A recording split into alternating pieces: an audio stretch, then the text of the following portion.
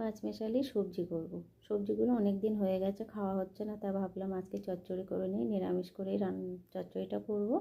মূলো আছে, সিম আছে, ফুলকপি আছে, বিট আছে আর গাজর আছে। এবার পুরো ভিডিওটা দেখতে থাকো। আমি কড়াইতে তেল দিয়ে দিয়েছি, তেলটা গরম হয়ে গেছে, শুকনো লঙ্কা আর পাঁচফোড়ন ফোড়ন দিয়ে দিয়েছি। আগে আমি ফুলকপিটা একটু ভেজে নেব, কেননা সবগুলো সিদ্ধ হয়ে যাবে, ফুলকপিটা সিদ্ধ হবে না, তাই আমি তার জন্য ফুলকপিটা আগে একটু ভেজে নিয়েছি। নিয়ে সবগুলো সবজি তুলে দিয়েছি।